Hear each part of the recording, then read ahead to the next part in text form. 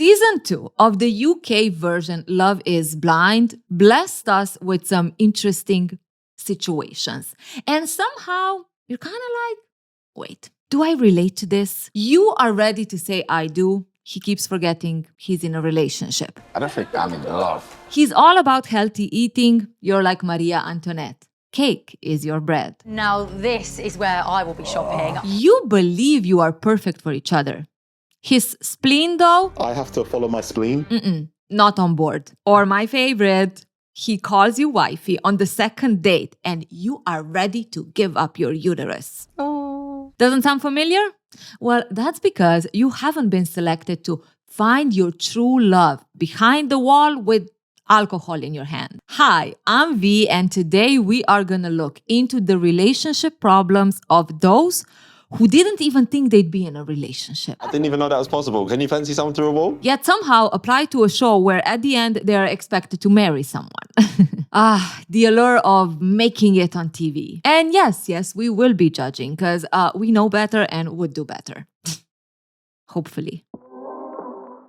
So usually when I watch these types of shows, I kind of like to also, scoop around a little bit. See what the peeps are saying. Like, what's the general feeling about certain couples? And when I tell you, I was shooked by the amount of support Jed and Bardha were getting. Are we watching the same show? Maybe I'm a little bit detailed, but if someone is calling me wifey, talking about us and our kids. Imagine how cute they're going to be. Before they even know my last name, I'm giving them a referral to a therapist. Someone needs to work on their insecurities and fear of rejection. So the first time Jed blessed us with his presence on the screen, and when we experienced his dates with Bardha, to me, it was like red flags everywhere. Wifey already. When we have kids. If I bombard you with all these small expressions, creating this sense of closeness and that we are,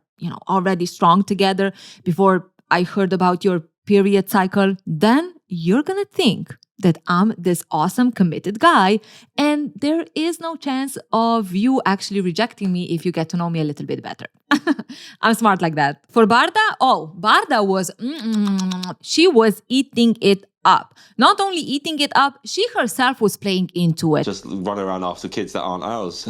I know, for now. Oh. Look, there is one thing, being very clear about what your expectations in life are or what your expectations in datings are, right? I'm looking for someone who wants to have kids. I think that's very healthy. But what I have a little bit of a problem with, when you're not saying, I want to have kids, when you're saying, when we have kids, one is the person telling you what they are looking for. The other one is basically making you feel like you're already part of that. And look, I get it. Sometimes you feel like, Biz, it's about time. It's about time someone recognizes that I am a worthy woman, that I am a wifey material. But also, when it is premature, when it's too fast, you might be a little bit too much you-focused and a little less I'm getting to know that person. Speaking of positioning yourself and creating a certain image, this season also blessed us with another spiritual man who has the powers beyond that tell him what is the right thing to do. And no, this time it's not a gut feeling. I have this thing where I follow my spleen. Oh. How can you think one can be the chosen one if he doesn't come with a little bit of upgrade? Now, Patrick is not like the other guys, okay? He is actually very upfront with the fact that he did discover spirituality when he understood that he needs to be a bit more selfish for himself. Selfish in a good way, but just know myself and be like, okay. And look, if you're struggling with people pleasing, there is a sense of comfort of finally being able to say no to someone else because you're just trying to listen to yourself better, right? And that's what spirituality promotes. The problem with Patrick, though, through it all, you could see that this is not about, I'm just trying to listen to myself better. It's more about my way or the highway. Patrick pairs with Anu, and Anu is a singer. They clicked from the get-go, but there is a moment where Patrick asks Anu to sing for him. No? She's kind of shy and she doesn't feel comfortable doing it. But instead of Patrick, who is a spiritual man, knowing all about the importance of listening to yourself, he's like, nah. Do you know, I really dislike that in someone, I'm not gonna lie to you. While Patrick was so sure about Anu up to this point, the fact that she has a little sense of rebellion there, well, there is no way a 7 foot tall man is gonna get rejected.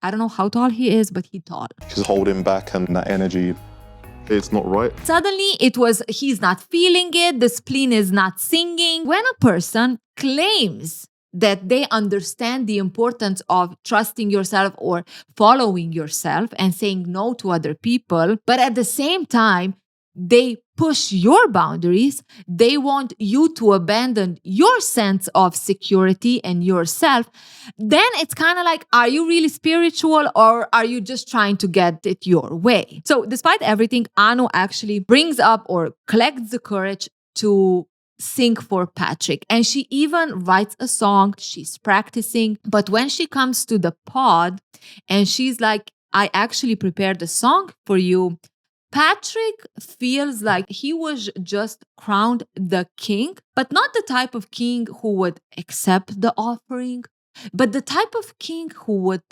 feel pride that he can reject that offering. Thank you very much that you want to do this, but I'm actually not feeling it, and I don't want you to sing now. I have to follow my spleen. Yeah, if you didn't do it so far, no. No. Was she expecting a proposal? Really? He loved the fact that she changed her mind and that he got to shut her down either way. Because, he good spiritual man. At the end, Patrick did not couple up with anyone, but he did make an appearance later on to support another marvelous man of this show. It's all part of the game.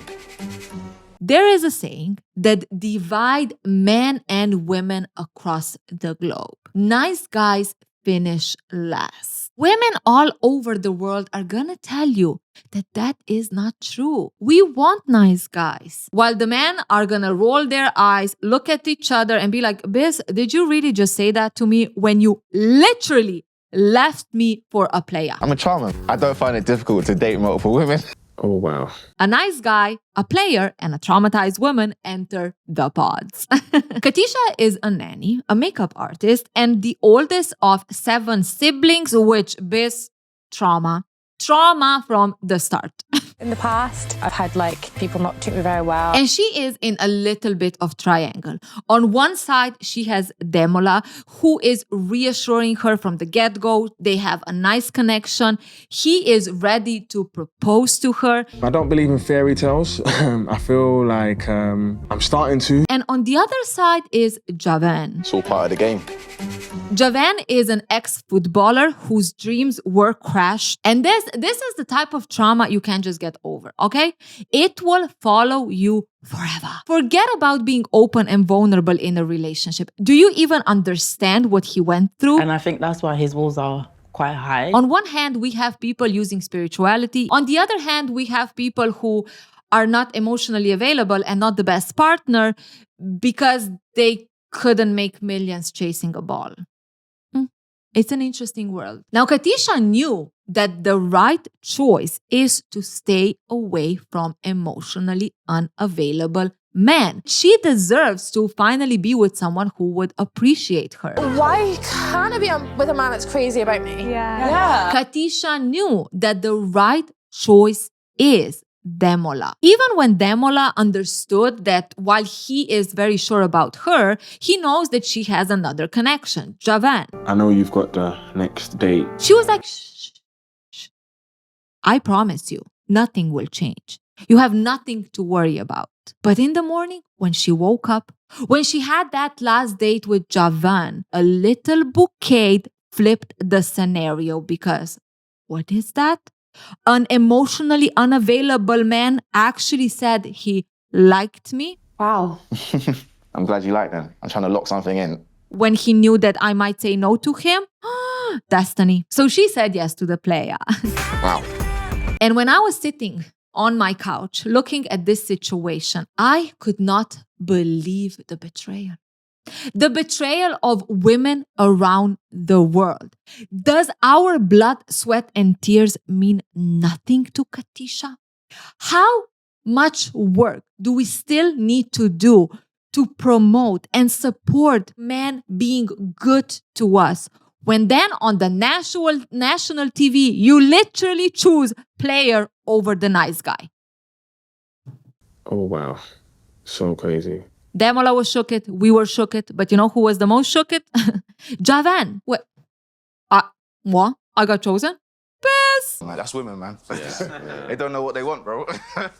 So naturally, you try to understand Katisha better. You're trying to figure out what is happening here. Because to us, it was clear that Javan doesn't even know what this show is about, let alone he wants to be committed to someone. Do you feel like you need to be in love before you say I do? Yeah. But let me ask you this. You're dating through a wall.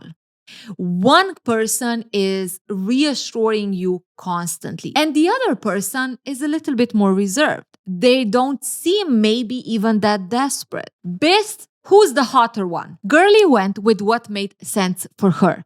If one is so desperate and the other one isn't, well, I mean, there's a reason why, right? People, physical attraction is important. Now, beside the superficial thing, there is also this element of her experience and how she never really healed from the betrayal she felt, right? Katisha might be someone who doesn't really believe that she deserves someone good, someone to treat her right. She could also have like low self-worth where she genuinely believes that she needs to work for it. She needs to prove herself to that man. And Javan did make her feel that way. Now, we can obviously always get into what is the reason, but Katisha herself shares what made her make that choice. It's more how I feel, like how I need to feel like I can be myself. What about if the fact that Demola was so reassuring made Katisha feel that she needs to deliver? I mean, first of all, no one is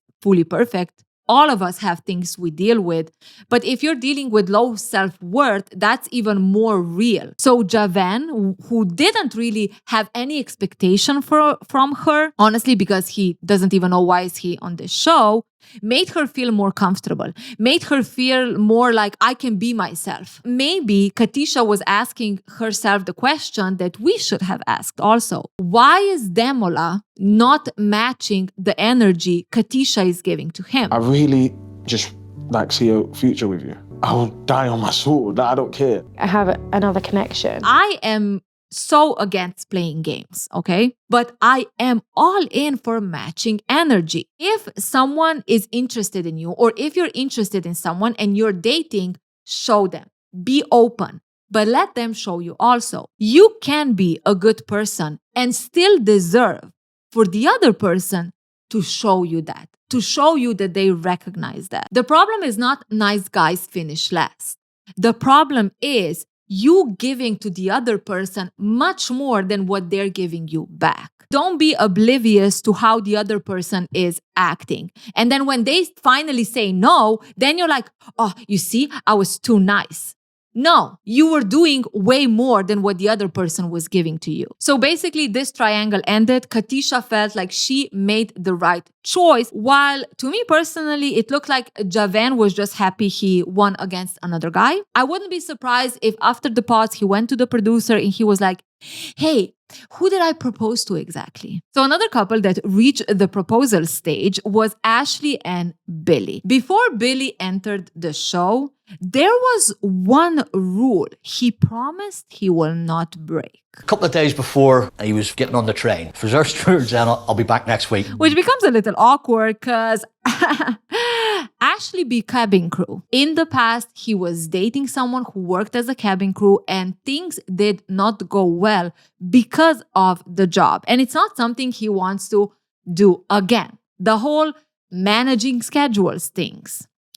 But the way him and Ashley developed this chemistry, developed the understanding of one another. I was in the Army Cadets. You were in the Army Cadets? Because I was in the Army Cadets as well. Oh my God. Are they really gonna let something like Ashley's job to break this connection? As long as they listen to each other, as long as they both have the vision, which is family, which is togetherness, nothing can stop them. It was the risk Billy was willing to take, and things went pretty well. Honestly, Ashley and Billy were kind of like, at least to me, they looked like a couple that I was, cheering on. Ashley is your bubbly, fun, open, likes to stir some drama. And the fact that you haven't said I love you and he hasn't said I love you back, is that playing on your mind? But ultimately, mature type of woman. And Billy also seemed quite mature. He actually was divorced. I think it was 5 years since he got divorced. And overall, they just clicked from the get-go. Until they needed to go to a freaking supermarket. The lovebirds were faced with the ultimate challenge of many couples.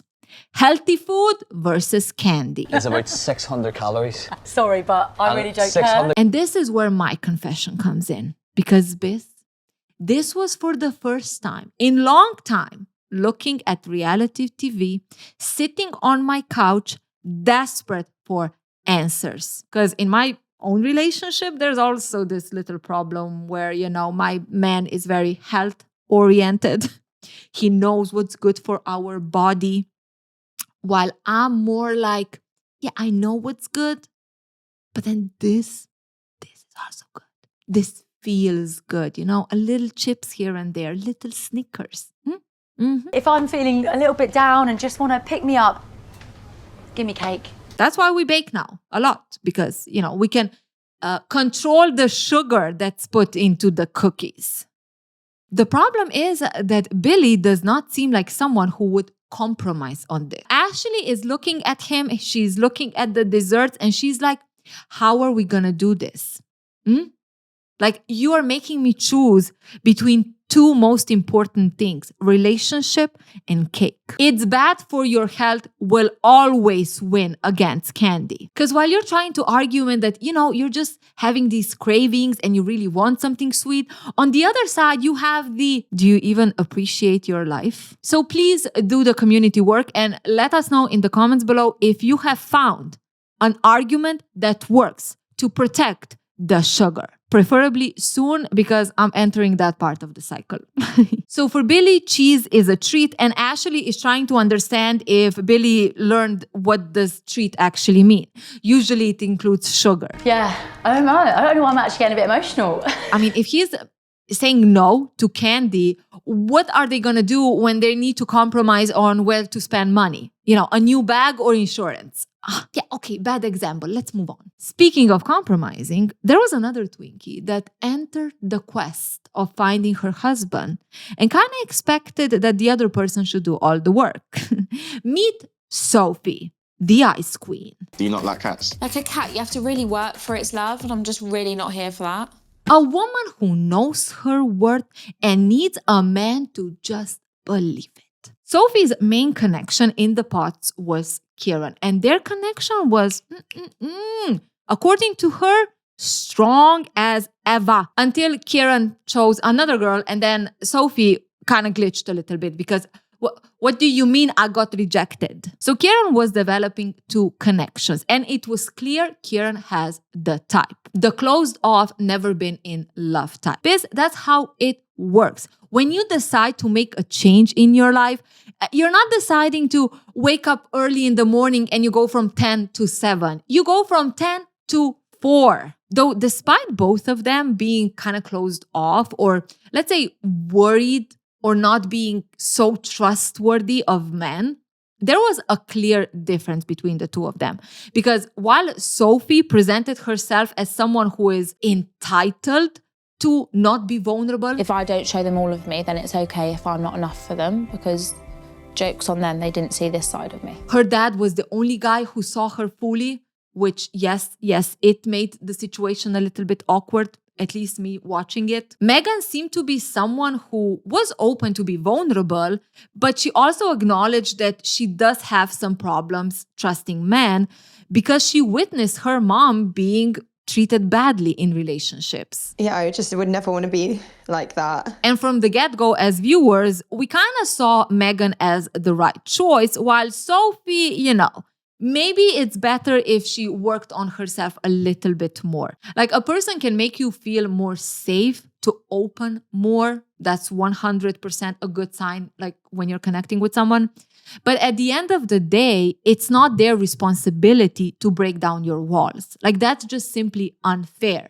Because instead of us, being comfortable in who we are and in the connection and being open with one another, now first, I need to put in the extra work to make you even be open to me in some way. And it's like, why? If you want this relationship, put in the same amount of work. Now, again, I like to snoop around. I like to see what the peeps are saying out there. And according to them, the only reason Kieran chose Meghan is because Meghan was a little bit more open to talk about intimacy. Because when he asked both of them regarding intimacy, which is something quite important to him, while Meghan was, open to talk about it, to share what she likes, what turns her on, Sophie was like, no. I just feel like if you get in one knee, I don't think you'll be disappointed, babe. Like, you're Now, good. I can see how Sophie might have felt that it's inappropriate to talk about intimacy on national TV, right? Maybe she felt like, why is this even important? But honestly, I can also see how that put Kieran off, not because she doesn't want to talk about intimacy, but more so how she shut him down. Right, that felt like quite a business deal. Shut up, Kieran, you'll be fine. I genuinely believe that him choosing Meghan over Sophie was not just the sexual part, which I saw people talking about, but just the part that one showed that she is open to talk about things, while the other one just shut it down, and you need to expect me shutting it down. But let me know in the comments below if you still feel that Kieran only went for Meghan because of this intimacy talk. Now, should Meghan herself stay at home and not apply to this show? 100%. I don't think this is a show for someone who has never been in love, and then what? They're gonna find their true love in 4 weeks? Give me a break. When you go through some things, when you're clear about what do you want, what you don't want, what can you bring to the relationship, and so on, yes, things can go much faster when you meet someone because you know yourself better, you recognize quicker. But never being in love and then going to this show, clearly it's just exposure, right? Meghan is also a dancer, so let's not pretend that her reason for joining this show doesn't also have something to do with, her social media exposure and so on. Now, while the two kind of felt like a good match in the pods, I couldn't ignore the fact that there was also a little bit mismatch of the energy, because while Kieran expressed his love for Meghan and told her that he loves her before the proposal, Meghan didn't do that. I love you, Meghan. Oh my gosh. And then if Meghan says no at the end, what, will Kieran again feel played? Speaking about matching energies, there were two individuals who matched quickly, and it was Kal and Sarovar. Now, Kal is Pakistani or half Pakistani, I'm not really sure, while Sarovar is Indian. And, the two culturally and their family might clash or historically clash. I'm half Pakistani.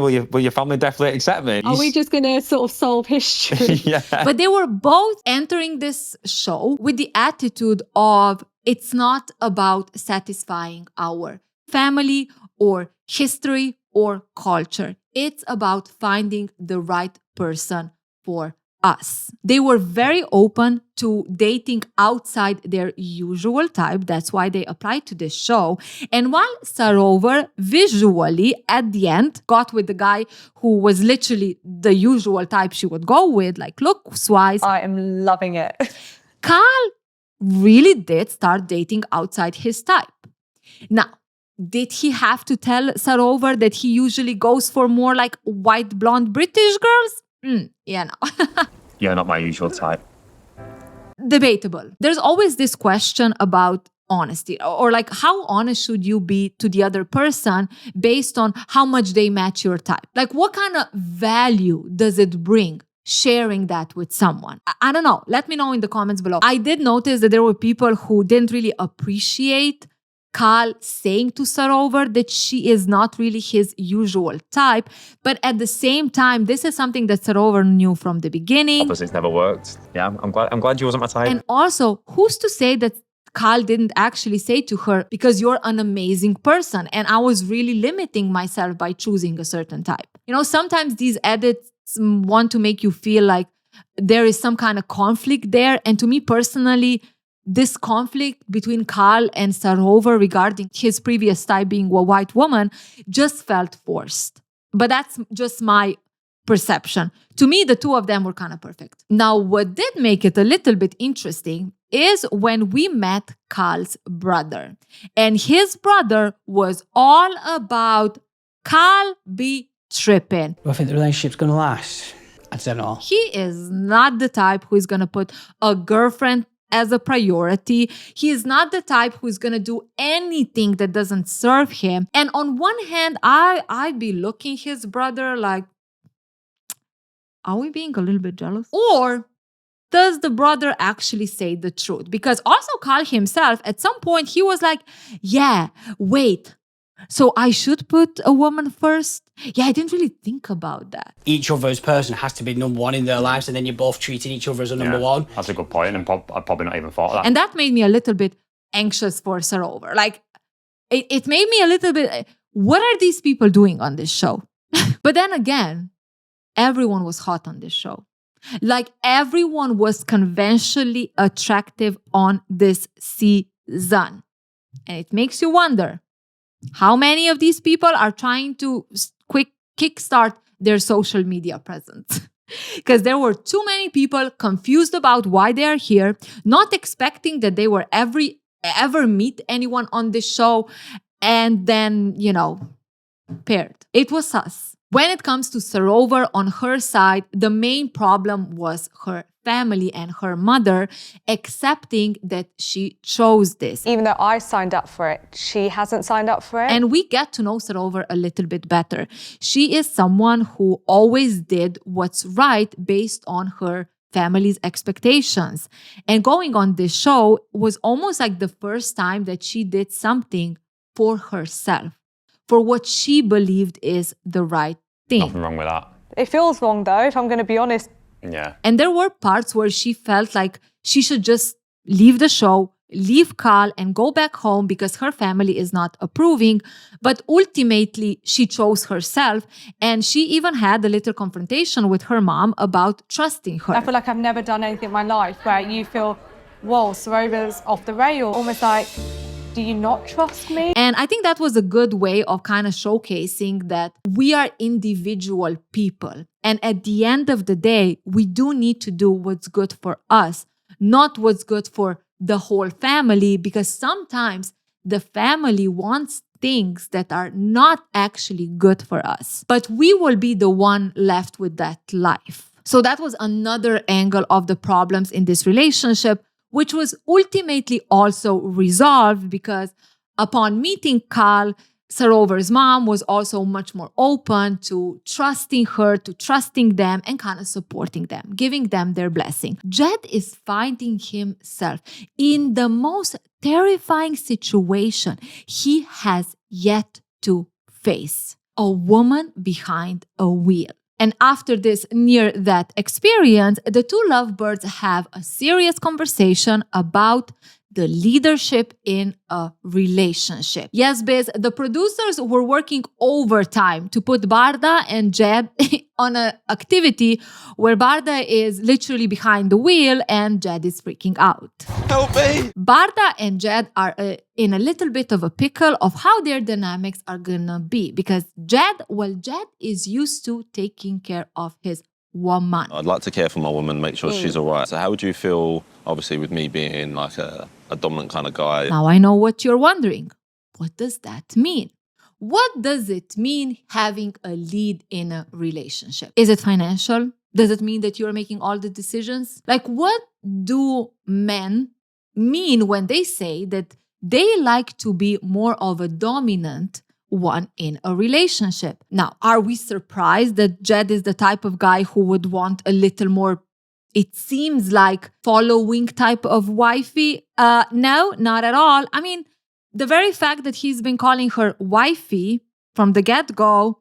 And another thing that I haven't really mentioned, and it's something that Jed did or does, and also many of the guys do, and it is calling, in this case, Bardha, girl. I've got a question for you. Yes, go girl. Now, again, I might be a very sensitive and detailed person, but let me ask you, how would a man feel if I would tell him, hey boy, yeah, go ahead, boy, tell me what's on your mind? Is it just me? Or it is interesting how we as women accepted and normalized being called a girl, but at the same time, we know that if we would call a man a boy, that might be a little bit of a problem. So to me, Jed calling Bardha as a girl is just another hint at what kind of position in a relationship he likes to have. He likes to center himself as the strong one, the center one, the mature one, while she as a wifey or a girl is someone who is a weaker position, let's say, less mature, more naive-like, someone who is following him. And maybe Jed expected that someone like Bardha, who comes from Eastern European background, would be very comfortable with taking a more of submissive role. That's what they tell you, right? If you want a quality kind of woman, go to the East. Oh, even making a joke out of it makes my blood boil. Bardha herself is someone who is used to taking the lead in a relationship. And despite Jed thinking that maybe she just needs the right type of man by her side, a real man, that's not it at all. Don't get me wrong, I didn't feel like I had to be. It's just how I am as a person. So Jed is a little bit in a pickle because he does not know how to really handle this whole situation. I mean, it's not like that he doesn't want Bardha to lead or that he wouldn't allow her to lead. It's just, I'm not built that way. Again, what does build that way mean? To me, it just comes across as you needing to have some kind of power over the other person for you to feel secure. Why is that a need when you're trying to create a partnership? Doesn't that hint at potential stereotypes or expectations or the belief that one gender is smarter and better and more powerful than the other gender, be a woman or a man? I think Jed is not ready to let go of being the man of the household. So yeah, there's going to have to be room for two. Now, when it comes to a woman needing to step back from her independence, it's not all just, oh my God, terrible, horrible. I think it depends what is the outcome of that or what is the end goal. If you take a step back in the support of this partnership being more equal, right? Because you want to take step back because first of all, you want to have this sense of security that you can rely on the other person. And also, you want that other person to have an equal say in this relationship. Then from that point of view, I'm all for it. Like sometimes a very, radical independence in a relationship is not going to work for either side, right? But if you're taking a step back, just for the relationship to continue because the other person doesn't want to do that, then I think that's not healthy. Then I think you're just kind of shutting yourself down because the other person wants you to. So this will be interesting to see if Jed and Bardha are the type of people who would equally let go of independence and come together and learn how to come together, or would it just result in Bardha being the one who needs to step back because, Jed is built that way. There is, though, one person that also feels a little bit sus regarding Bardha and Jed. And it is Bardha's best friend, Olivia. Now, when Olivia enters the scene, Olivia has the attitude of, I will not get played. Should we do a little cheers? I don't think we should do it yet. Oh. And to me, that's always, I think we're shooting ourselves in the foot when we think that we are going to get somewhere when we have this me strong and no one's going to play me kind of exterior. Because it's easy for people to use that exterior to, let's say, dismiss the message you are bringing. And maybe it's for the camera, for the show. But if this was real life, even though she would have genuine concern, It's a massive decision, like who you end up spending your life with and building a family. it would be easy for Jed to say she doesn't like me. She didn't like me from the get-go. Like, you see how she treated me, like she didn't even know me and she was already against me. While if you have a little bit more genuine approach and you're like, look, I'm here to meet you, I'm open to meeting you, and if I have concerns, then we can focus on that concern. We don't need to focus on my delivery. Now, what she does say that is a little bit worrying is the fact that Jed and Bardha, in these whole couple of weeks that they're being together, haven't had a fight yet. And Olivia is like, no, red flag. Which again is very interesting because it's making you question, wait, is it a red flag because you believe that two people need to fight in order to love each other? And if you're coming anywhere near Balkan, then you kind of know that that is almost like a quote, right? People who fight love each other, which I think was invented just to justify very toxic relationships and screaming and fighting in marriages, which is very common. Or is the fact that you've never fought so far or never had an argument because you are not honest with each other. If you would be honest with each other, then there would conflict arise, let's say, where you could talk about something, that maybe there would be a period where you could kind of see how are we coming together. It's interesting to understand why does Olivia have this feeling, but they never really go into it. We just get that Bardha and Jed never fought and Olivia is doubting. I've heard you say this before, how happy you were. Everything was easy last time, didn't work out. Jed does, though, get approval from Bardha's family. And honestly, I don't understand why he wouldn't. So Bardha's family seems very nice, very genuine, like this humble, simple family. But also we need to have a couple of things in mind. It seems that they do not speak English very well. They also communicate in Albanian. And these are also people who are now exposed on TV. And, with the language barrier, it kind of makes you feel like, how could they even question Jed in any meaningful way? Now, I'm not saying that they would question him, but I am saying that subconsciously, when you are the foreigner, right? At least that's how I experience also like my family acting.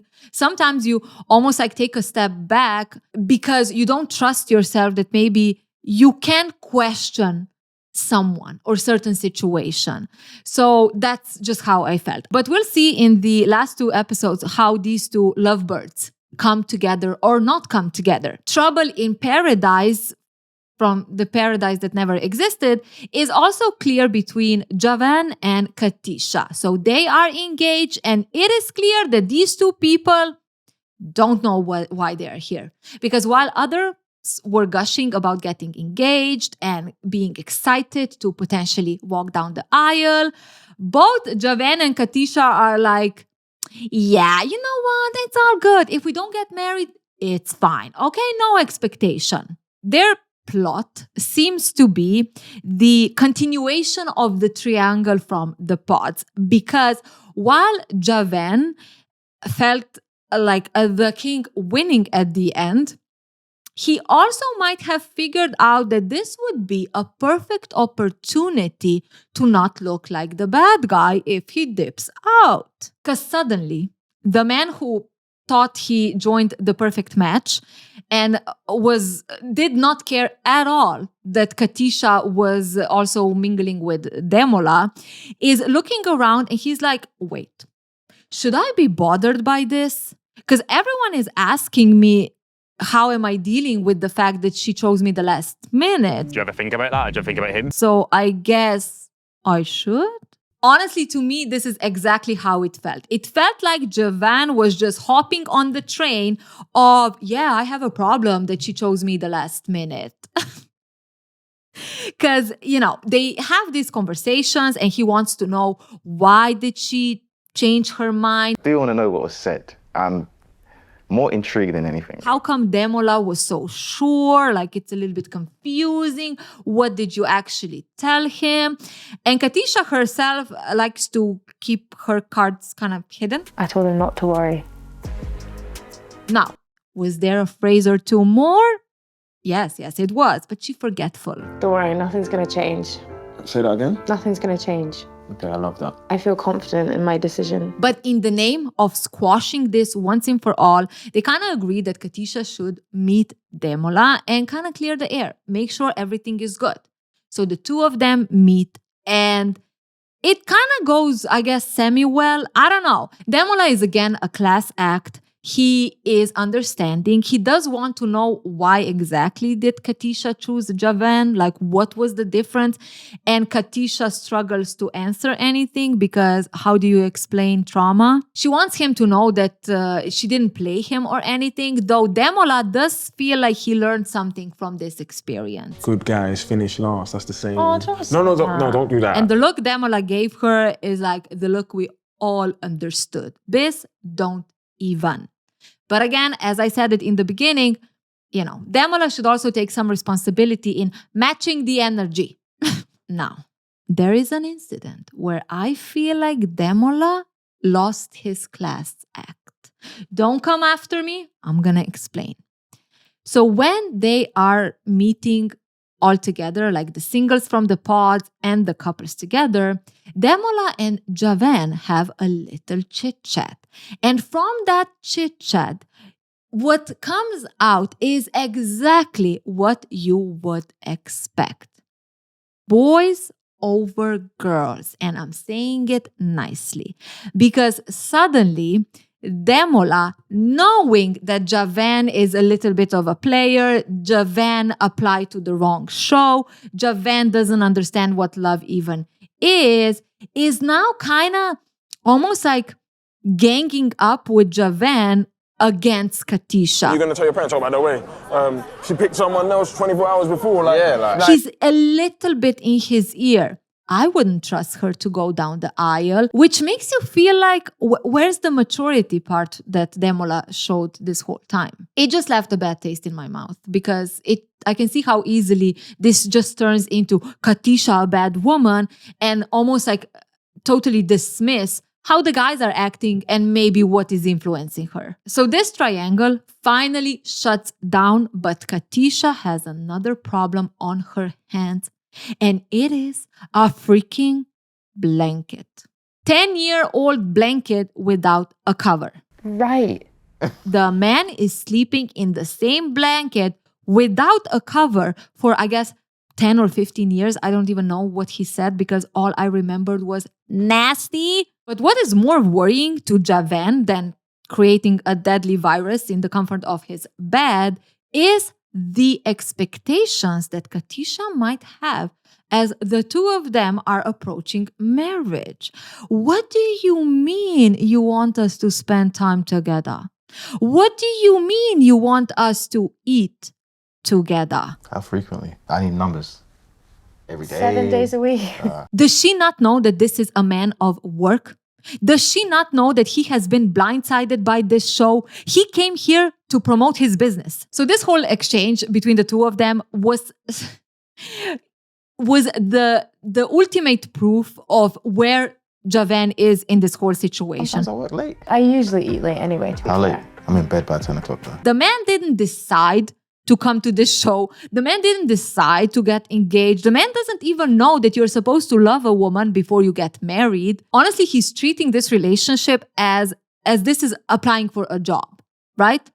Am I going to work at this company? Depends on how much off days do I get. And despite Katisha being convinced that her connection with Javan was stronger than with Demola, she recognizes that the two of them have a bit of a problem when it comes to communicating. We both just communicate very differently. And yes, are you wondering, how was that strong connection formed when there was a wall between them? So am I. She gets to meet his family, and when she has a little chat with his sister, the sister is like, yeah, girly, between the two of us, Javan was very hurt by not becoming a famous footballer and Black Beckham.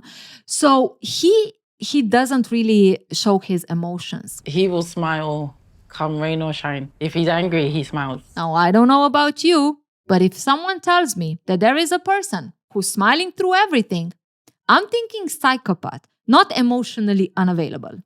But that's just me. Javan also meets Katisha's family. And while her mother is sharing the wisdom of loving a woman the right way and taking care of her, Javan is smiling, looking at her, thinking, ma'am, I don't know why I'm here. I think this is the wrong show. Javan also meets Katisha's family. And while her mother is sharing the wisdom of how to treat a woman the right way, the importance of treating Katisha the right way, Javan is smiling and probably thinking, ma'am, I don't know why I'm here. I think this is the wrong show. But don't you worry, because Javan gonna be out real soon. But before we get to that, let me just wrap it up a little bit with the rest of the couples. So when it comes to Ashley and Billy, while the two of them, or at least from Ashley's side, everything is feeling peachy, everything is feeling perfect, Billy is suddenly not so sure. I need to be realistic about it, and I am torn down the middle. After everything so far, after every discussion and compromise they came to, he is like, yeah, I'm still 50-50 on the decision if he wants to marry Ashley. And you guessed it, because she cabin crew. Not gonna lie, like I feel like really sick. I don't know about you, but if that's not leading on, I don't know what it is. Like, honestly, I try to give some grace to Billy. I try to be like, Billy boy, I believe in you. You're kind of giving me that vibe. But to come to this point, I feel like Ashley was totally blindsided because this job thing was something they knew from the get-go. Now, is this for the plot? I don't know. What I do know is that Ashley feels very bad and very shocked, and it is just not the right thing. My chest hurts. When it comes to Megan and Kieran, though, the two of them are finally at a point where not only Kieran is saying, I love you, but so does Megan. I love you so much. I'm really emotional. Who does have a little bit of doubt when it comes to the two of them, when it comes to the liquid hips with the dancer, is Kieran's friends. And honestly, they were the voice of reason for the whole show. Like, they had some questions that I was like, yes, all of us are wondering this. Does it not scare you that you're both going to marry someone that you've known for kind of, 4 weeks? It's a good question. Like, how confident are you into this if Megan herself has never been in love? And I totally agree with them because, as I said before, I think this would be feasible or more likely if a person had some experience in the past and now they're just faster in recognizing what works, what doesn't work. But the fact that Megan has never been in love or like in real long-term relationship gives me zero hope that this is not just a honeymoon phase. Otherwise, and like apart from that, they seem to really go well together. Kieran, you are a dancer. Yep. You are a dancer. Slide, step, step, slide. And now for the finale, the sweet victory and the confirmation that Javan did be confused about what show is he on.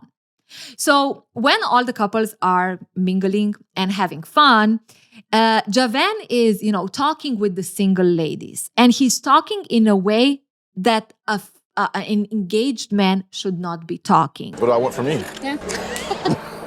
Clearly, Katisha is not having it. She's feeling some type of way. And when they get home, they don't really talk about it. Or I think she asked him about it, but clearly he's just like, She's good banter. So she goes to bed, upset, and Javan decides to go out. Now, the next day, we see Megan and Kieran having a little conversation about what went down. You see, they also went to the club to hang out with everyone. And they saw Javan. Oh, they saw him. Javan be mingling left and right with any woman that gave him attention, according to Megan. Now she feels like she needs to let Katisha know, because if her fiance would act like that would not be okay. The girls have a chat, and when Katisha finds out the extent of what Javan did, and he was chatting to Sophie a lot, and then I watched them get into a photo booth. Fuck off. Yeah. she feels like she just got played again, which, we could have told her that from the get-go, but she need to try, I guess. She gets home and she confronts Javan about it, who clearly denies everything. And she just has no reason to think that Megan would be lying. So she breaks up with him. But Javan is not gonna leave without a fight. And first is the alibi. We see him calling no other but the power of spleen, Patrick. I mean, honestly, this to me looked such a setup. It was like he texted him before, hey man, I'm gonna now call you and I'm gonna ask you if I was really with the girls, and you just say that that's not true, okay? That's not the truth, innit? Truly so bad. That's craziness, really. And Patrick delivered. Because Megan be lying. Why would Megan say such vicious lies about Javan, who is so committed? Step 1 done. Step 2, I need to bring this home. I will not be ridiculed on TV. So he confronts Megan and Kieran, but what Javan did not expect is Megan having a backbone, because she's like, boy, you can do whatever shenanigans you want here. You can say that I've been lying. You can say that I made this shit up, but I'm not dealing with this. I know what I saw. I know I also talked to you about it. I also talked to other ladies about it. And you're not gonna create this that you have been wronged, because, boy, the fact that we all know you have no interest in Katisha, how are you trying to now convince the world that I, Megan, from a total different couple, didn't even date you, have nothing with Katisha apart from being friends, would lie about you? Make it make sense. And finally, Javan is out, and so is Katisha. 1 out of 5 died. That felt bad. What about the other 4 couples? Well, if you want to watch it, apparently it comes out on Wednesday. And I'm going to try to make a quick video after that. Until then, eat some candy.